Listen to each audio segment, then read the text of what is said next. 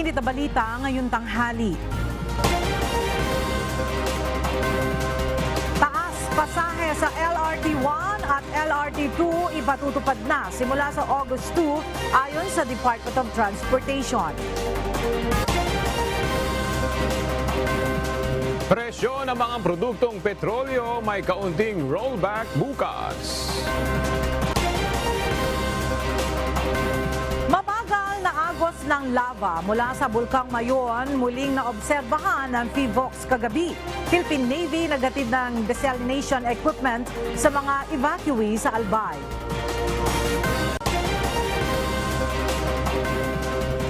Necrological service para kay dating Senador Rodolfo Piazon isinasagawa sa Senado. Carlos Yulo nakakuha ng 3 gintong medalya sa 2023 Asian Gymnastics Championships. Tickets para sa kick-off ng pagtatag World Tour concert ng P-pop group na SB19 sold out na. Magandang tanghali mga kasangbahay. Ngayon po ay araw ng Lunes, June 19, 2023. At una sa mga balita ngayon tanghali. Magandang balita para sa mga motorista. Magpapatupad ng kaunting rollback sa presyo ng mga produktong petrolyo ang mga kumpanya ng langis bukas, araw ng Martes, June 20.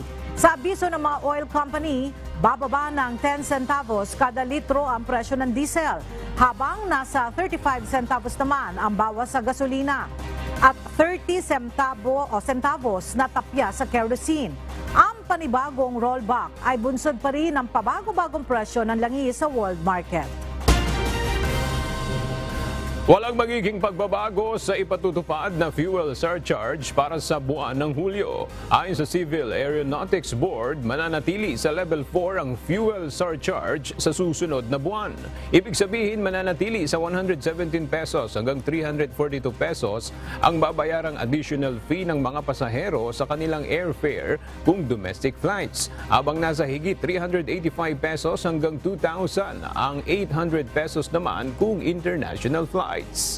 Ang fuel surcharge ang additional fee na dinadagdag ng mga airline company sa babayarang plane tickets ng mga pasahero upang makarecover sa kanilang fuel cost.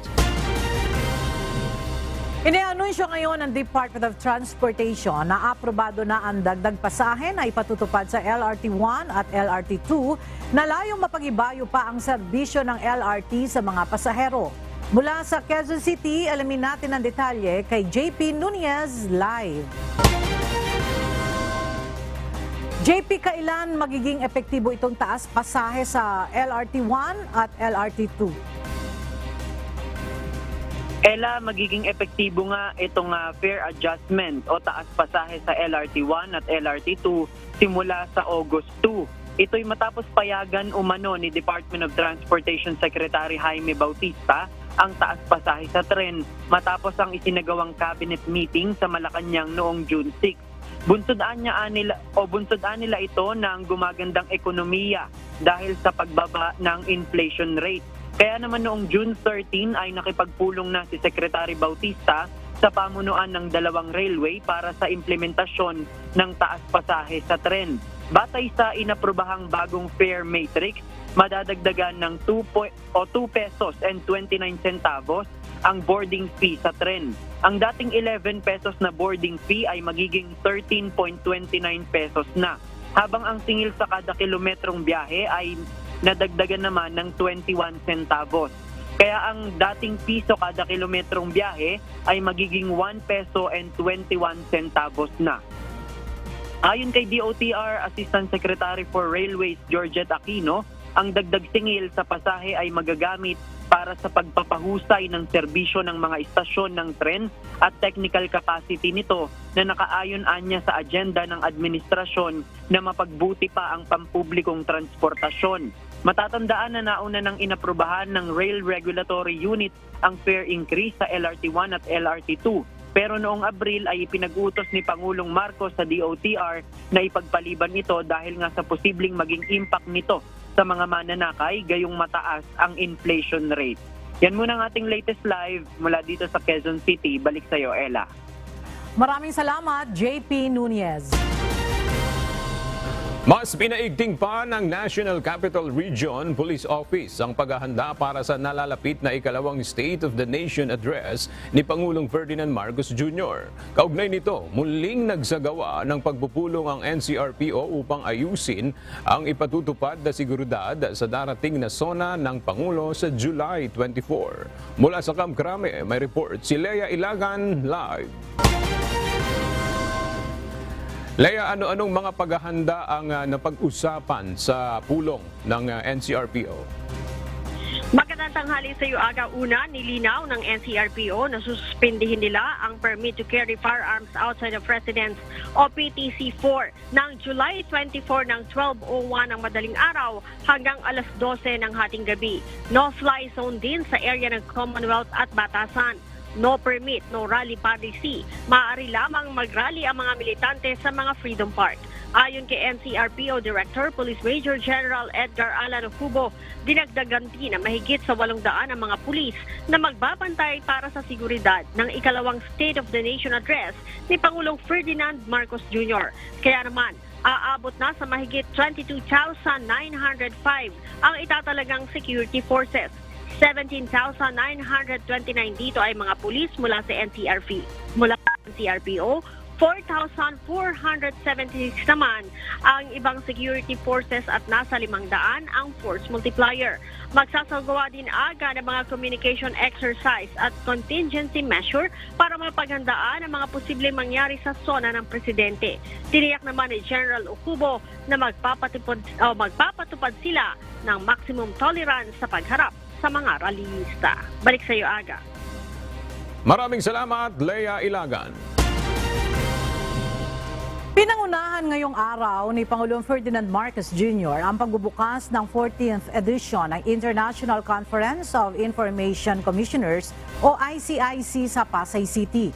At para sa iba pang mga detalye, makibalita tayo kay Nel Maribuhok live.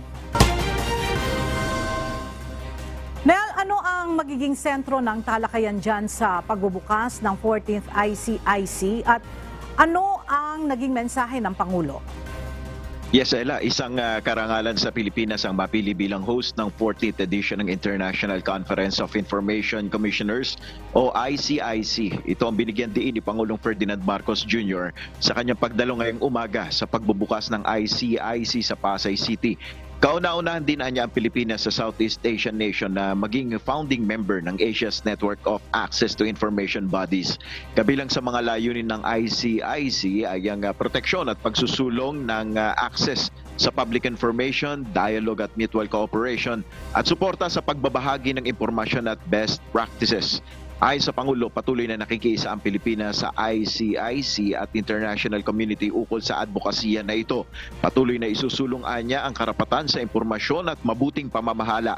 Ayon pa kay PBBM, ang mga prinsipyo na ito ay nakapaloob na sa Philippine Development Plan ng administrasyon sa susunod na 6 na taon. Yan muna ang ating update. Balik sa iyo, Ella. Maraming salamat, Nel Maribuhok live na nagulat mula sa Malacanang. Mas dumadami umano ang mga Pilipino na nais magnegosyo kaysa sa umasa sa ayuda ng gobyerno. Ito ay ayon kay Pangulong Ferdinand Marcos Jr. Nagbabalik si Nel Maribuhok.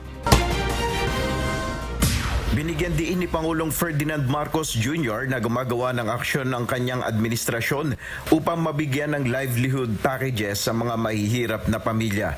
Ayon kay Pangulong Ferdinand Marcos Jr. sa kanyang vlog, mas nais rin ng mga Pilipino ang magtrabaho kaysa umasa ng ayuda mula sa pamahalaan. Ang Pilipino, nasa ugali talaga natin ay masipag tayo. Mas maganda para sa bawat Pilipino na sila'y nagtatrabaho, na meron silang asahan, nakikitain, at meron silang pag-asa na mas gumanda pa ang kanilang mga hanap buhay. Ayon pa sa Pangulo, namahagi na nga ng Farm Machineries and Department of Agriculture, scholarship mula sa Technical Education and Skills Development Authority at livelihood packages mula sa Department of Trade and Industry. Ito ay hindi lang mga ayuda na salapi, kundi ayuda ng pagkakataon para sa mamamayang Pilipino na mabigyan sila ng pagkakataon makapaghanap buhay at hindi lang umaasa na tumatanggap ng biyaya. Nagtatrabaho na rin anya ang pamahalaan upang makahikayat ang mga dayuhang mamumuhunan na magdadala ng trabaho sa Pilipinas. Sa tulong ng ibang bansa, lalo na sa kalakalan ng investment o pagpasok ng mga negosyo, dala-dala nito ang mga trabaho para sa Pilipino. Naniniwala si PBBM na sa pamamagitan ng pagkakaisa, makakaya ng bansa ang anumang pagsubok na haharapin nito. Nel Maribuhok, UNTV News and Rescue, Diyos ang aming sandigan, serbisyo publiko ang aming pinaalagahan. Nabawasan na ang gastos sa pagtatanim ng palay sa bansa mula nang ipatupad ang Rice Tarification Law. Ayon sa Philippine Center for Post-Harvest Development and Mechanization o PhilMec, makalipas naman ang 10 taon ay mahigit sa doble ang mechanization rate ngayon ng bansa. Mula sa Quezon City, may report si Ray Pelayo live. Ray, paano napababa ang puhunan ng mga magsasaka sa pagtatanim ng palay? Ito dahil sa mga ipinamimigay na mga makinarya na magagamit sa pagsasaka. Ayon kay Dr. Dionisio Alvindia, ang direktor ng PhilMec, nasa halos 2.7 horsepower na ang mechanization level ng bansa noong 2022 sa pagsasaka, na mas mahigit na sa doble kumpara sa 1.23 horsepower per hectare noong 2013. Ayon sa opisyal, malaking bulto ng mga makinaryang naipamahagi ay dahil sa Rice Tarification o Rice Competitiveness Enhancement Fund o RCEP sa ilalim ng Rice Tarification Law na inumpisahang ipatupad noong 2019. Naglaan ng pamahalaan o naglalaan ng pamahalaan ng 5 billion pesos kada taon para sa pagbili at pamahagi ng makinarya sa pagsasaka mula sa buwis na nakokolekta sa importasyon ng bigas sa bansa. Ayon sa PhilMec, dahil sa mekanisasyon ay nababawasan ang nagagastos ng magsasaka sa pagsasaka. Bago ipatupad ang RTL noong 2019, nasa 13 piso ang gastos sa kada kilo ng produksyon ng palay. Pero noong 2021 anya ay nasa 1 pesos and 50 centavos hanggang 2 pesos ang nababawas dito kada kilo. Pero palagi ko, mas tumaas na ngayon yan kasi ang data na ang sinasabi natin dito ay 2021. So meron pa tayo 2022, 2023. At very significant naman yung mga naipamigay nating. Base sa datos na nakuha ng PhilMec mula sa Philippine Statistics Authority, mula 18.8 million metric tons noong 2019, ay naging 19.96 million metric tons ang produksyon ng palay sa bansa noong 2022. Ito nila ay resulta ng iba't ibang programa ng pamahalaan para sa agrikultura sa bansa. Sa 2024 ay ang ika-6 na taon ng RTL at nasa mga mambabatas na nila kung palalawigin pa ang RCEP. Ella? Alright, maraming salamat, Ray Pelayo.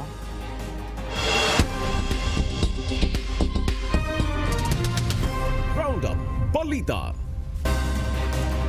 Tutol si Vice President Sara Duterte sa ideya ng Estados Unidos na papasukin sa Pilipinas ang mga refugee na mula sa Afghanistan. Sa Senate hearing noong Biyernes, sinabi ni Education Undersecretary at spokesperson Attorney Michael Poa na isang liham ang ipinadala ni VP Sara sa Anti-Terrorism Council. Nakasaad dito ang maaring pagtutol ng pangalawang Pangulo at kalihim ng edukasyon sa naturang ideya dahil sa posibleng banta sa mga mag-aaral. Bunsod ito ng posibilidad na susuportahan ng local terrorist ang posibleng pag-aatake ng Taliban group sa mga Afghan na dadalhin sa Pilipinas. It's really the security concern. As you know, the schools have been witness to armed conflicts locally. The local terrorist groups is really a concern of the department. And with the presence of Afghans here, if the NSC is saying or NICA is saying that there's low risk in terms of infiltration, we do worry about them being targets because, again, we feel that this might have the risk of further exacerbating an already unstable situation as regards local terrorist groups in some areas in the country. Mawawala ng tubig ang ilang bahagi ng Quezon City simula ngayong araw. Magsisimula ito ng alas 10 mamayang gabi hanggang alas 4 na madaling araw bukas, June 20. Paliwanag ng Maynilad Water Services Incorporated, magkakaroon ng emergency leak repair sa bahagi ng Commonwealth Avenue sa sulok ng Don Jose. Ilan sa lugar na apektado ang Bagbag, San Bartolome, Talipapa, Nagkaisang Nayon, Sauyo at Ugong. Humingi rin ng pasensya ang naturang water concessionaire sa abalang maidudulot nito sa mga residente ng Quezon City. Nanawagan sa pamahalaan ang ilang transport groups na alisin na ang ipinatutupad na cap sa mga motorcycle taxi. Ayon sa grupong Citizen Watch Philippines, Bantay Consumer Kalsada Kuryente at The Passenger Forum, malaking tulong kung aalisin na ang cap upang mas marami pang mga commuter ang mapagsilbihan ng motorcycle taxis at mas marami pang mga rider ang mabigyan ng pagkakataon na makapagtrabaho. Malaking tulong rin nila ito upang masugpo ang paglaganap ng mga habal-habal o ang mga hindi otorisadong motorcycle taxis. Sa ngayon, wala pang bagong pahayag na inilalabas ang LTFRB hinggil sa apela na ito ng mga transport group. Patay ang 10 hinihinalang miyembro ng New People's Army o NPA matapos makaengkwentro ng mga sundalo sa Northern at Northeastern Mindanao. Sa report ng 4th Infantry Division, ang mga napatay na rebelde ay mula sa magkakahiwalay na engkwentro sa Butuan City at Bukidnon. Iba't ibang high-powered na mga armas at mga gamit naman ang na-recover ng mga otoridad mula sa mga ito. Sa ngayon ay patuloy ang ginagawang clearing operations at pagtugis sa rebeldeng grupo. Ligtas na ang lahat ng sakay ng nasunog na barko sa Panglao, Bohol kahapon. Ayon sa isa sa mga crew ng barko, nagsimula umano sa engine room ang apoy. Narito ang report ni JP Nunez.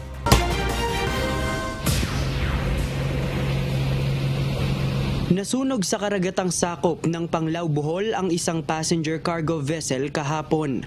Ayon sa Philippine Coast Guard, galing sa Iligan City at papunta ng Tagbilaran ang MV Esperanza Star nang magliyab sa bahagi ng Dolho Point bandang alas 3:55 ng madaling araw ng June 18.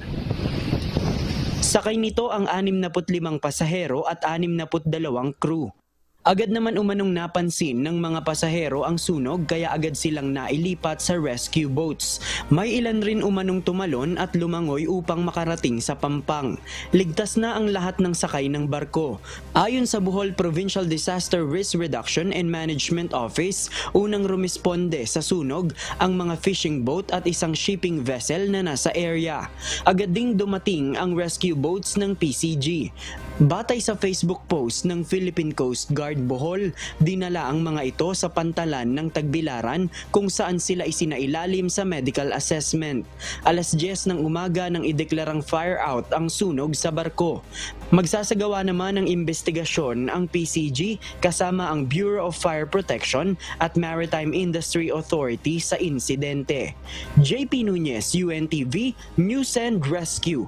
Diyos ang aming sandigan, serbisyo publiko ang aming pinahahalagahan. Nakumpleto na ng Philippine Coast Guard ang siphoning activity o pagsipsip sa natitirang langis mula sa lumubog na MT Princess sa Nawan Oriental, Mindoro. Pero ayon sa PCG, hindi pa natatapos ang kanilang trabaho. Ang detalye sa report ni Ryan Lacanlale.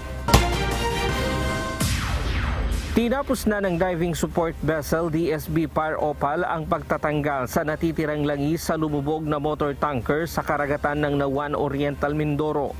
Nitong Biyernes, sinaksihan ng mga opisyal ng Philippine Coast Guard kasama ang iba pang ahensya ng gobyerno ang huling pag-aalis ng langis sa mga tangke ng motor tanker. Sa video footages ng underwater operation ng DSB Fire Opal, makikita na wala ng laman ang 8 tangke ng MT Princess Empress. So sinabi nila na wala na fall ka sa kami naman ay yung pinsido. So meron na kami na-observe ng mga gifts upon people dead. Pero ang sabi nila galing yun doon sa mga pipes na kung saan medyo unsakable kasi pas kumapit sa doon sa doon sa mga pipes. Hindi na lang yung mga natitira for it for hour. Tumagal ng 20 araw ang kanilang recovery operation na sinimulan noong May 29, 2023. Pero mananatili pa rin sa lugar ang dalawang tugboat ng Malayan Towage and Salvage Corporation para i-monitor ang natitirang langis sa mga tubo ng barko na tumatagas na hindi na kayang sipsipin. Dagdag pa ng PCG, ang oil spill recovery lamang ang natapos, hindi ang oil spill containment operation. Around 95% na passing solely with folks sa amin sa receive headquarters. But sa akin mga hindi pa namin sa Madrid declare totally na completed na to the shortcut. If-ay natin yung convenient stakeholder para magsagulit lahat na okay na. Hindi pa kasi umabot sa 100% ang paglilinis sa mga baybaying dagat sa Oriental Mindoro. February 28 nang lumubog ang MT Princess Empress sa Nauhan, Oriental Mindoro na may lulang 900,000 litro ng industrial fuel oil. Ryan Lacanlale, UNTV News and Rescue. Diyos ang aming sandigan, serbisyo publiko ang aming pinahahalagahan.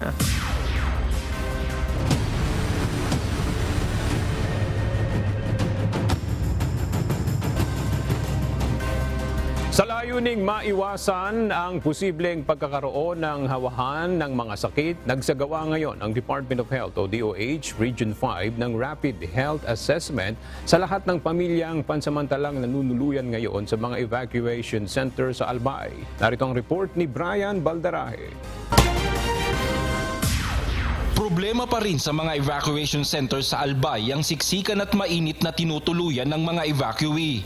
Ayon sa Department of Health o DOH Region 5, posibleng panggalingan ito ng mga sakit gaya ng tigdas, ubo, sipon at iba pang nakahahawang sakit. Kaya naman isang rapid health assessment ang isinasagawa ng DOH upang matukoy kung may nakahahawang sakit ang mga evacuee gaya ng COVID-19. Density mataas so lalo pag dikit-dikit po yan, nakikita mo naman natin, di ba? Sigurado po yan, pag meron isang may tikdas dyan, ubos yan. Lalo kung hindi po bakunado. Similarly with COVID. At least with COVID po, if you are covered na with at least na-booster na kayo, sometimes naging asymptomatic, malakas yung resistensya mo. Nagtalaga na ng mga health nurses at staff ang DOH upang agad na mamonitor ang sinumang magkakasakit. May mga isolation area na itinalaga upang paglagyan ng mga evacuee na magpapakita ng sintomas at magpopositibo sa COVID-19 rapid antigen test. 2 beses naman kada linggo kukuhanan ng DOH ng sample ang mga iniinumang tubig sa mga evacuation center upang maiwasan ang pagkakaroon ng diarrhea. Tuloy rin ang isinasagawang mental health psychosocial support services sa mga displaced families, habang magsasagawa din ng DOH Bicol ng pagbabakuna ng pneumonial vaccine sa mga senior citizen at measles rubella vaccine sa mga bata. Stabilize na po sa yung ating evacuation centers po yan. Then we can start. Anytime po yan. At as long as prepared na po yung area, andun na din lahat ng HRH natin at saka yung ating partners from the local government yun. Samantala, upang magkaroon ng decongestion sa mga evacuation center, nakikipag-ugnayan na ang DOH Bicol sa Department of Education Region 5 upang humiling ng karagdagang classroom na pansamantalang tutuluyan ng mga residenteng apektado ng pag-alboroto ng Bulkang Mayon. Brian Baldarahe, UNTV News and Rescue. Diyos ang aming sandigan, serbisyo publiko ang aming pinahahalagahan. Naglalabasan na umano ang mga mababangis na hayop na nakatira sa kagubatan ng Bulkang Mayon. Ayon sa mga magsasaka sa Barangay Matnog sa bayan ng Daraga, Albay na nagbabantay sa kanilang mga pananim sa bundok, mula nang mag-alboroto ang bulkan ay nadadalas ang pagkawala ng kanilang mga alagang hayop gaya ng pato at manok. Ito na lang po kasi yung pato, kinain ng sawa yung nakaraang linggo. Parang ganito sir kalaki Bukod sa mga sawa, ahas at bayawak, bumababa rin daw ang iba pang wild animals. Yung wild cat, wild dog, wild pig, tapos yung mga ganyan mga agila ganyan, yung mga nandyan galing sa Mayon, sa tuktok. Pagka ganyan na may eruption, bumababa yan dito sa baba. Yung yung monkey, Tapos yung minsan nga sabi tarsier daw yun. Patuloy na nakataas ang Alert Level 3 sa Bulkang Mayon sa Albay dahil pa rin sa ipinakikitang pag-aalburuto nito. Kagabi muling naobserbahan ang mabagal na pagdaloy ng lava mula sa crater ng bulkan dahil dito hindi pa rin masabi ng PHIVOLCS kung hanggang kailan pa tatagal ang pag-aalburuto ng Mount Mayon. Samantala, nasa Albay ngayon ang isang barko ng Philippine Navy, dala ang desalination machine para sa malinis na tubig na ginagamit ng mga evacuee. Mula sa Legazpi City, Albay, alamin natin ang update kay Alan Manansala live. Alan, gaano karami yung pwedeng maging benepisyaryo nitong water desalination machine mula sa Philippine Navy?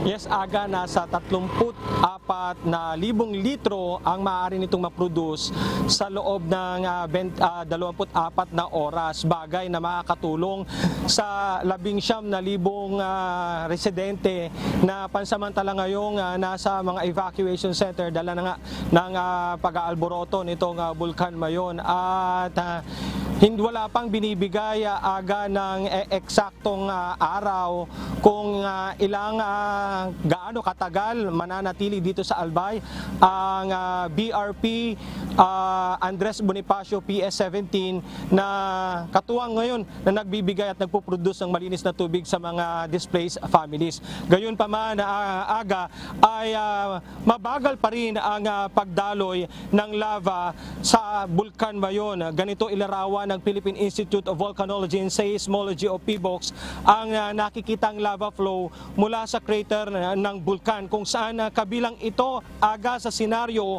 na binabantayan ng ahensya hinggil sa aktibidad na ipinapakita ng bulkan. Sa monitoring ng ahensya, umabot na sa 1.5 kilometer ang nararating ng lava flow na dumadaloy sa Miisigali sa may bayan niya ng Daraga at Bungagali naman sa Legazpi City.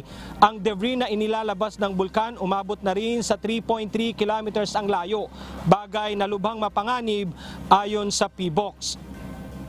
Samantala Aga, nasa Legazpi City ngayon sa seaport ang barko ng Republika ng Pilipinas Andres Bonifacio PS-17 ng Philippine Navy. Bitbit nito ang seawater reverse osmosis system, isang desalination machine na magbibigay ng water assistance para sa Mount Mayon affected families. Una nang naging daing ng mga residente ang kakulangan ng malinis na tubig sa mga evacuation center. Pero sa tulong ng RO system kaya nitong mag-provide ng 34,000 litrong malinis na tubig sa loob ng 24 na oras mula sa seawater na ipapamahagi sa mga displaced families sa Albay. Sinabi ni Commodore Joe Anthony Orbe, ang commander ng Naval Forces Southern Luzon, na malaki ang kapasidad ng barko na magbigay ng malinis na tubig na maaaring inumin at gamitin sa pagluluto ng 19,000 residenteng pansamantalang nanunuluyan sa evacuation center. Bago pa man makarating sa Albay ang naval ship, nanggaling na ito sa Panguhan Island, Tawi-Tawi nang magkaroon ng water shortage sa isla. Ang BRP San Andres Bonifacio PS-17 din ang nagsusupply ng tubig sa ilang island area sa Palawan. At mamaya Aga ay tatanungin naman natin ang provincial government sa kanilang gagawing press conference sa pangunguna ni Governor Edsel Grex Lagman patungkol sa kasalukuyang sitwasyon ngayon ng mga kababayan nating patuloy na nananatili sa mga evacuation center. Aga. Okay, maraming salamat, Alan Manansala. Naglagay na ng libreng internet sa mga evacuation center ang Department of Information and Communications Technology bilang tulong sa mga estudyante na apektado ng pag-aalburuto ng Bulkang Mayon. Mula pa rin sa Legazpi, Albay, may report si Jerry Galicia live. Jerry, kumusta na ba ang kalagayan ngayon ng mga estudyante na nasa mga evacuation center dyan sa Albay?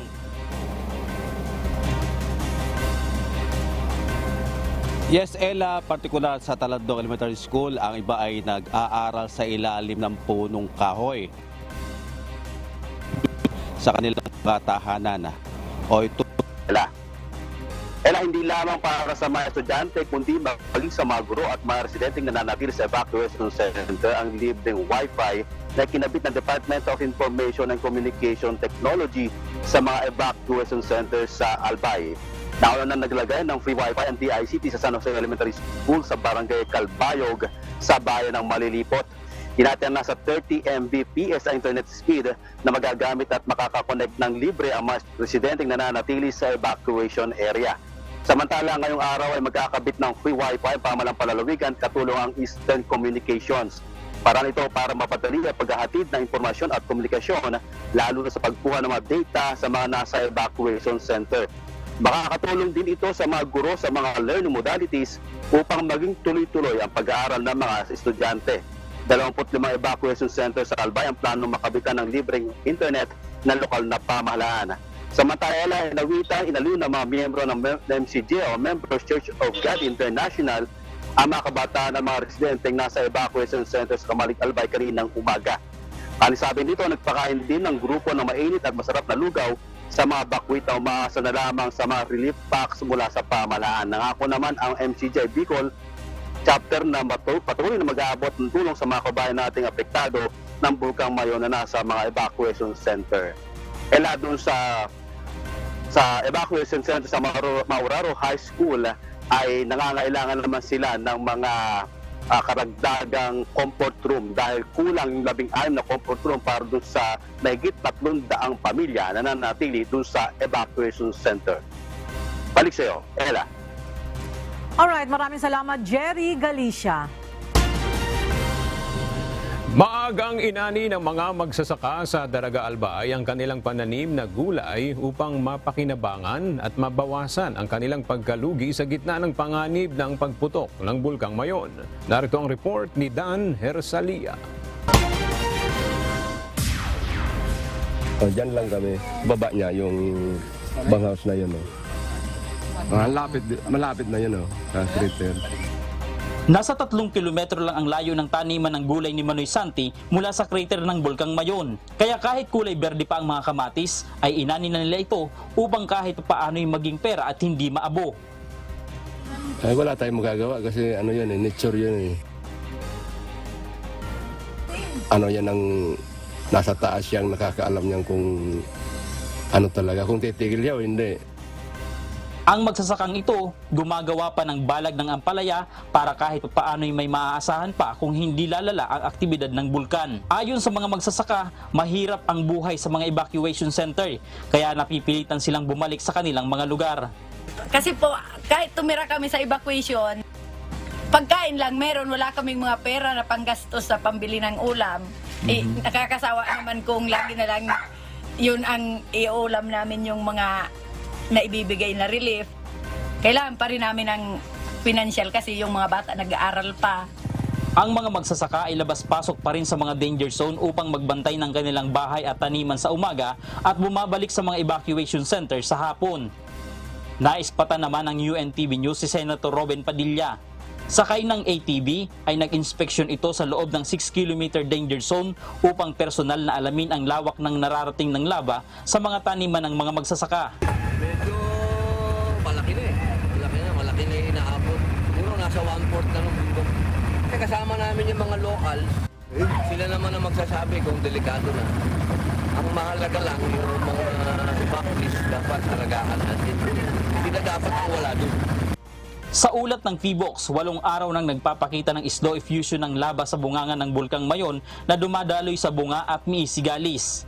Sa ilalim ng Alert Level 3, ipinagbabawal pa rin ang pagpasok sa 6 km danger zone dahil sa maaaring maganap na pagguho ng bato, pag-itsa ng mga tipak ng lava o bato, pag-agos ng lava, uson, katamtamang pagputok at pag-agos ng lahar kung may matinding pag-ulan na pawang mga delikado sa mga magsasaka. Dan Hersalia, UNTV News and Rescue. Diyos ang aming sandigan, serbisyo publiko ang aming pinahahalagahan. Humingi ng proteksyon sa Korte Suprema ang isang grupo ng mga aktivista sa Cordillera Administrative Region o CAR. Para sa detalye, makibalita tayo kay Dante Amento live. Dantes, para saan itong hininging proteksyon sa korte nitong mga rebelding grupo? Magandang tanghali, Ella. Sinabi ng kanilang chairman o ng grupong Cordillera People's Alliance o CPA na si Wendell Bulingit. Ito ay dahil sa madalas na pagbisita ng mga otoridad sa kanilang mga lugar o house visitations. Marami rin sa kanilang kasamahan ang dinudukot umano ng mga nagpakilalang otoridad mula sa Armed Forces of the Philippines o AFP at gayon din sa Philippine National Police o PNP. Biktima din umano sila ng red tagging o iniuugnay sa mga makakaliwang grupo. Kaya naman naghain sila ng writ of amparo sa Korte Suprema para sila ay maproteksyonan. Patuloy ang mga atake sa amin. 24 kami na petitioners sa buong Cordillera sa pamamagitan ng Cordillera People's Alliance at ang aming hinihingi na writ of amparo dahil ito naman yung intensyon ng amparo na protektahan ang mga mamamayan. Sila nilang ripasuhin ng korte ang pinawalang bisa nilang petisyon sa Court of Appeals hinggil sa hinihingi nilang proteksyon.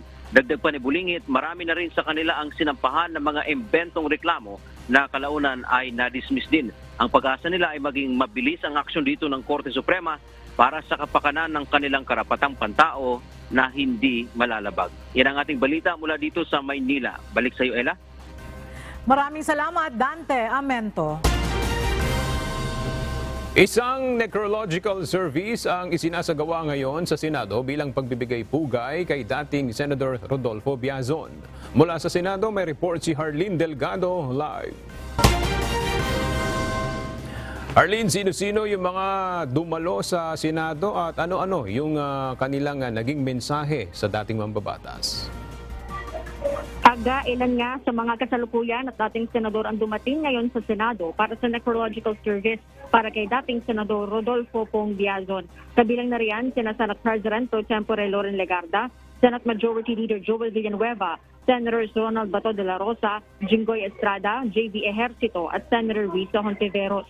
Ganoon din sina dating Senador Franklin Drilon, Nicky Cosete, Francisco Kid Tatad at Orlando Mercado. Kasama rin ang ilang kaanak ng namayapang senador. Dito, inalala nila ang kanilang naging samahan kasama ang dating senador at kanyang katangian bilang mambabatas.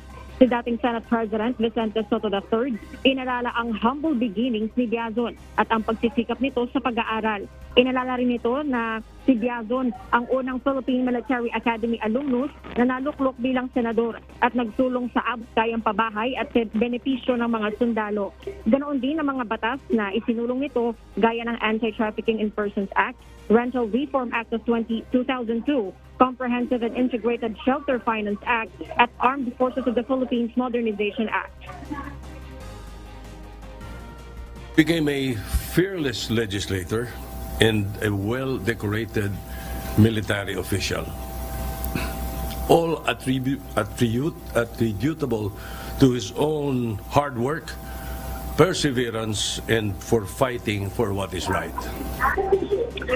Aga dumating din sina dating Senador Joey Lina at Gregorio Honasan at inalala rin ang kanilang mga naging karanasan sa trabaho kasama ang dating senador. Si Honasan inilarawan si Biazon bilang nightmare ng mga kapwa nila mambabatas dahil sa anyay tindi ng pagtatanong nito tuwing committee hearings at debate. Nagsilbi bilang senador si Biazon mula 1992 hanggang 1995 at muling nahalal noong 1998. Umupo rin ito bilang kinatawan ng Muntinlupa sa House of Representatives mula 2010 hanggang 2016. Bago pumasok sa politika, nagsilbi rin siya bilang Chief of Staff ng Armed Forces of the Philippines noong 1991. Aga bukas nakatakdang ilibing si Biazon sa libingan ng mga bayani alas 11 ng umaga. At yun muna ang update mula rito sa Senado. Balik sa'yo, Aga. Maraming salamat, Harleen Delgado.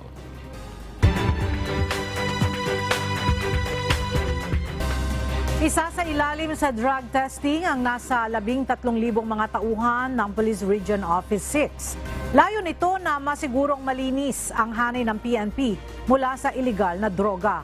Mula sa Iloilo City may report si Lalaine Moreno live. Lalain, kailan target na ma-drug test itong mga tauhan ng Pro-6?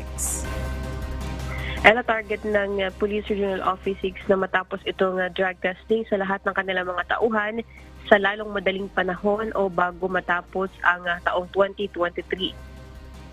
Isa sa ilalim sa drug testing ng Police Regional Office 6 ang mahigit 13,000 nilang tauhan sa rehiyon.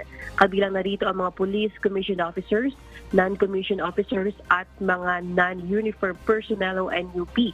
Ayon sa data ng PRO 6, sa 13,362 na PNP personnel, 274 pa lang rito ang isinailalim sa drug testing. Lahat ay negatibo sa drug test. Kanina, ipresenta ng PNP ang inisyal na mahigit 5,000 drug test kits na kanilang binili upang gagamitin sa pag-test ng kanilang mga tauhan. Bagamat regular na programa na ng PNP ang drug testing, magsasagawa pa rin ng surprise drug test sa iba't ibang police offices.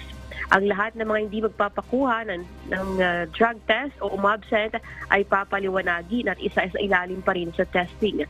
Target matapos ng PRO 6 ang drug test agad o bago matapos ang taon. Kapag nagpositibo ang isang pulis o NUP, isa sa ilalim muli sa confirmatory test ang kanyang specimen.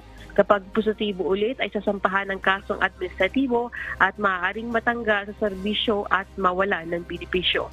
Ayon sa PNP, layo ng drug testing ay upang malinis sa iligal na droga ang hanay ng PNP at maging isang drug-free workplace. Yan muna ating balita. Balik sa iyo, Ella. Maraming salamat, Lalain Moreno. Masayang ginugunita ngayong araw ng mga taga-Laguna ang ika-162 kaarawan ng ating pambansang bayani na si Dr. Jose Rizal. Sa kanyang makasaysayang bahay sa Calamba, Laguna, nagdaos ng isang programa ang mga lokal na opisyal doon. At para sa detalye, makibalita tayo kay Benedict Samson live. Benedict, kumusta ang naging selebrasyon ng kaarawan ni Dr. Jose Rizal dyan sa Calamba? Magandang tanghali, Ella. Kanina nag-alay nga ng bulaklak doon, alas 7, doon kanina sa may City Hall ng Calamba. At alas 8 naman ng umaga ay nagsagawa ng flag raising ceremony dito sa bahay ng ating pambansang bayani. Ella, matapos ito ay inawit din ang himno ng Calamba at panunumpa sa watawat at thread-laying ceremony. Lumahok sa pagdiriwang ng kaarawan ni Dr. Jose Rizal, sina National Historical Commission of the Philippines Chairman Emmanuel Calairo, Senator Francis Tolentino, Laguna Governor Ramil Hernandez, Calamba City Mayor Roselier Rizal at iba pang lokal na opisyal. Maging ang mga kamag-anak nga ni Dr. Jose Rizal ay kabilang din sa nakiisa sa pagunita ng kanilang sa kaarawan ng kanilang lolo Pepe. Mamaya ng alas 3, Ella, ay magkakaroon ng parade dito sa Calamba City na kabilang sa highlight sa selebrasyon. Bukas naman ang bahay ng ating pambansang bayani para sa mga turista na nais pumunta ngayong araw. Ella, batay naman sa Republic Act number 11144 ay idineklarang special non-working holiday ang buong Laguna bilang pag-alaala na rin sa kaarawan ni Dr. Jose Rizal. At yan muna ang ating latest update mula rito sa Calamba City, Laguna. Balik sa inyo dyan, Ella. Maraming salamat, Benedict Samson.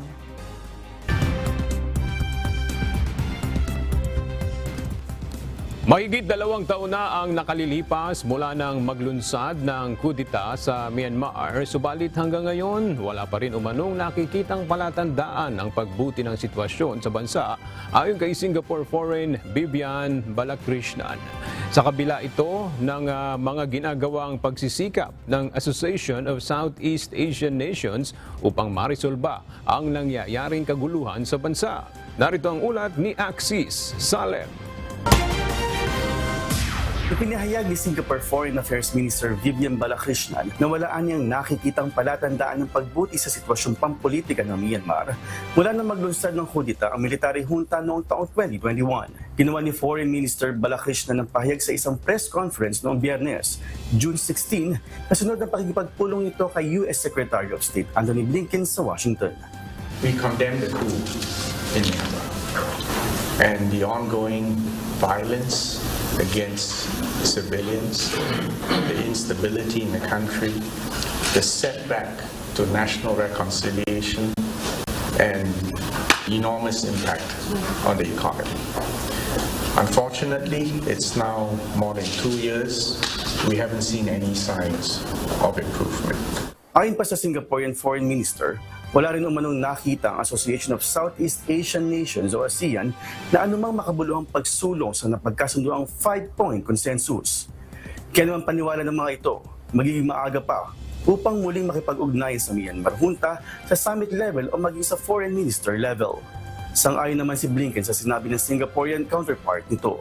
You can sign my name onto every word of what the Foreign Minister just said, including, unfortunately, the pessimism that he expressed at the end, which we share. But everything that the Minister said, I ascribe to as well. Samantala, iginiit ni Secretary Blinken ang kahalagahan ng patuloy na paglalagay ng naaangkop na pressure sa junta at paggawa ng paraan upang maisulong ang pagbabalik ng Myanmar tungo sa demokratikong landas. Axis Salema, UNTV News and Rescue. Diyos ang aming sandigan, serbisyo publiko ang aming pinahahalagahan.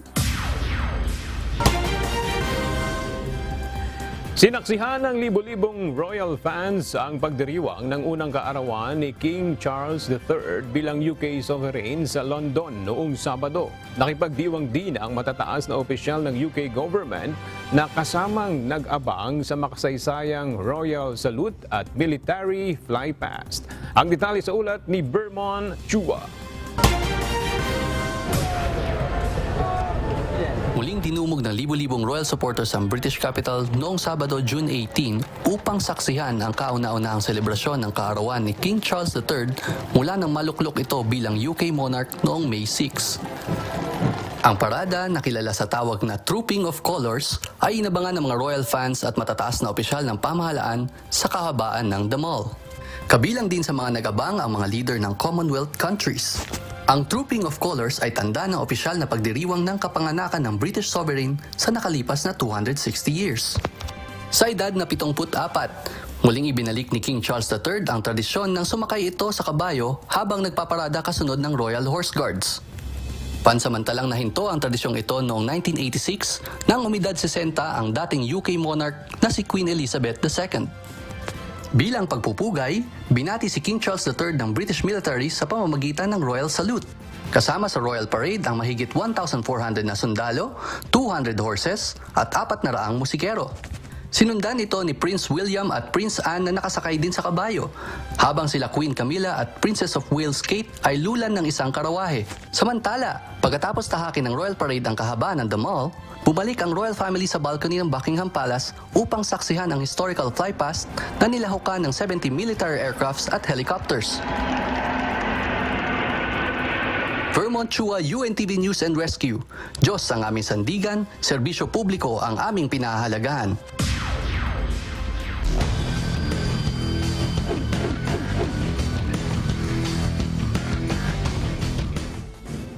Muling pinatunayan ng Pinoy gymnast na si Carlos Yulo ang kanyang galing matapos sumakot ng medalya sa Asian Senior Artistic Gymnastics Championships campaign sa Singapore nitong linggo. Pinagharian ni Yulo ang vault event kung saan naitala nito ang score na 14.299, 13.966 at 14.633. Nagpakitang gilas rin si Yulo sa parallel bars nang umiscore ng 15.266. Sa kabuuan, humakot si Yulo ng 3 gintong medalya, 1 silver medal at bronze matapos kamkamin ang floor exercise nitong Sabado at hablutin ang individual all-around silver nitong Huwebes.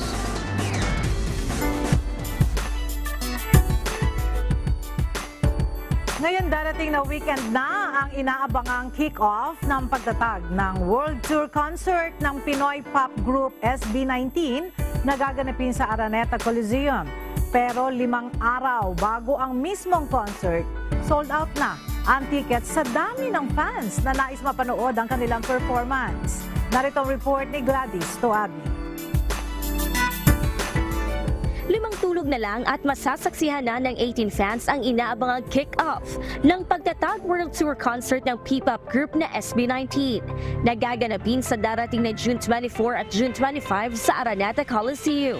Very excited na ang fans na mapanood ang inihandang powerful performances ng grupo. Kaya naman ngayon pa lamang ay sold out na ang tickets para sa 2 araw nilang concert ngayong Sabado at Linggo. Todo ang pagbuhos ng suporta ng fans dahil para sa kanila hindi lamang simpleng musika ang hatid ng SB19, kundi nagsilbi rin silang inspirasyon upang kanilang malagpasan at matutunan ang iba't ibang mga hamon ng buhay. Kabilang narito ang kahalagahan ng pagmamalasakit at pagmamahal sa ating mga magulang.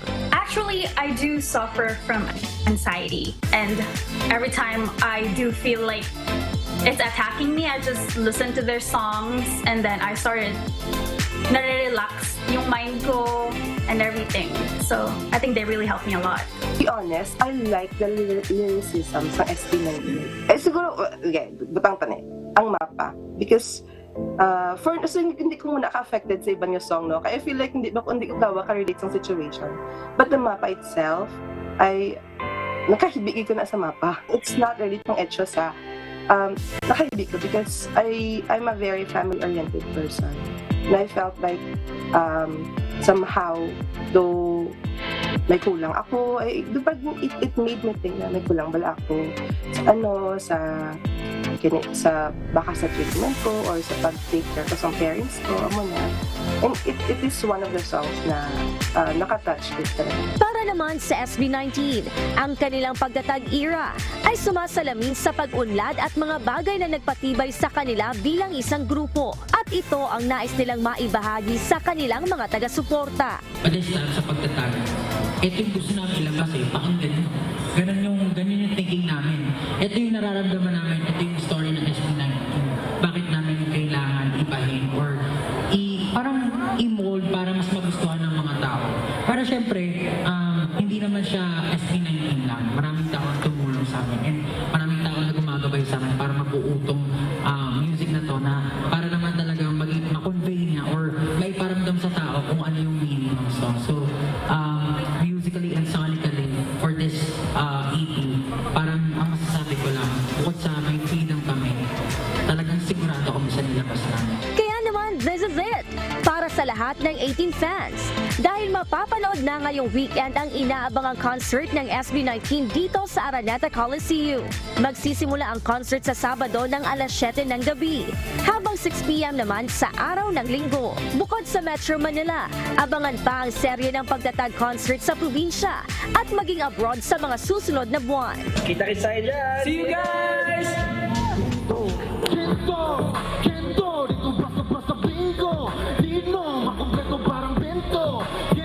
Gladys Tuwabi, UNTV News and Rescue. Diyos ang aming sandigan, serbisyo publiko ang aming pinahahalagahan.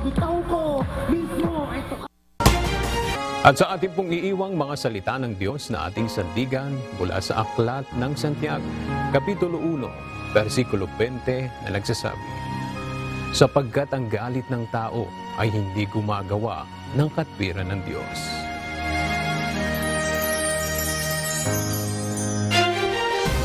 At yan ang mga balitang aming tinutukan at inaksyonan dahil sa aming pagbabalita. Una, ang pagkalinga sa kapwa.